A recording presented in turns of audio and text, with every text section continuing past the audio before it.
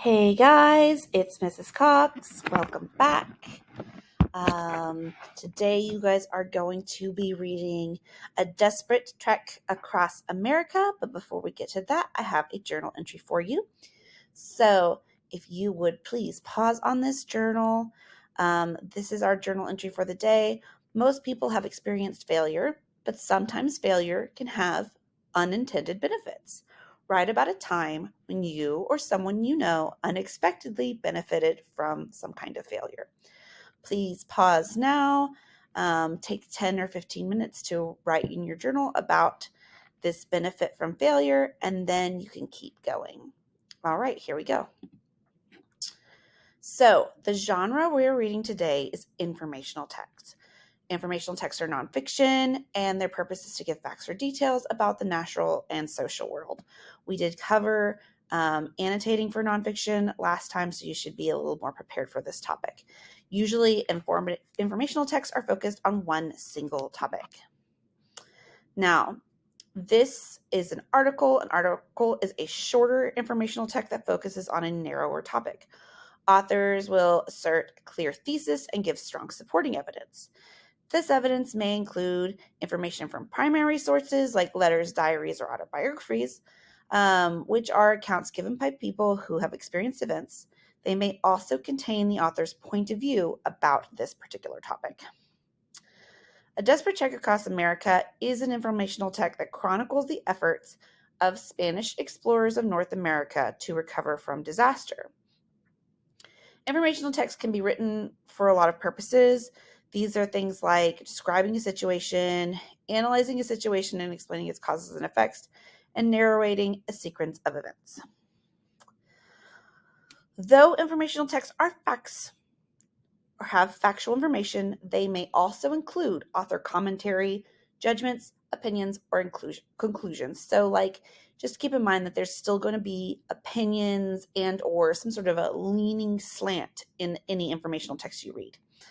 The evidence and examples included in the text and the way the text is structured support the author's purpose in writing. So as you read, think about the kinds of details the author includes and what they might suggest about his purpose or the way he feels about this particular writing. Authors of informational texts that describe historical events may integrate primary source material, so the accounts of people who experienced that event, into their writing. In the text you're going to read, the author includes firsthand quotes from Spanish explorers alongside his descriptions of commentary.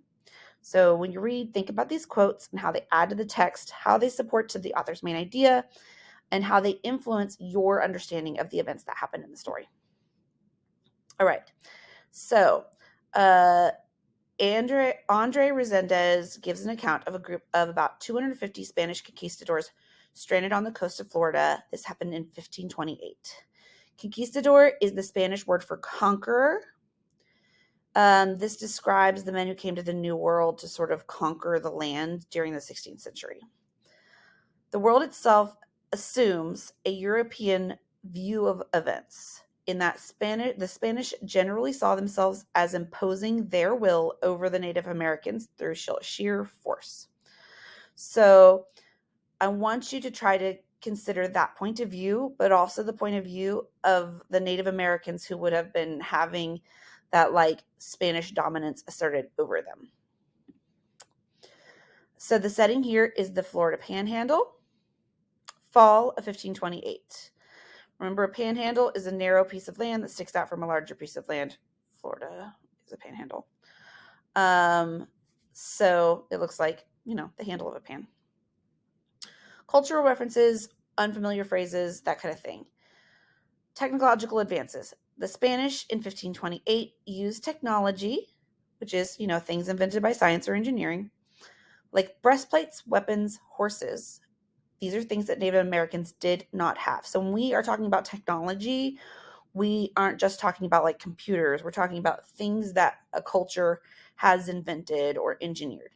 So in this case, it is just weapons and armor and horses. Mortifications of the flesh.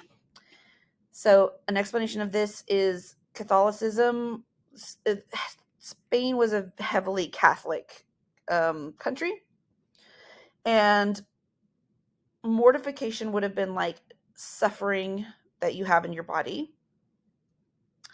This was thought to bring a period of darkness so that you could be spiritually reborn. So some people would like flog themselves in order for that to happen, or if they went through a period of suffering, they would think that it was a good thing because they would be spiritually reborn afterwards. Nurse to fire, that means like you're just keeping a fire going. So like if you're ever sitting at a campfire and you keep throwing sticks or paper or whatever in it, that's nursing the fire. You're keeping the fire going. And then lobbying for something is asking for something that you want. All right.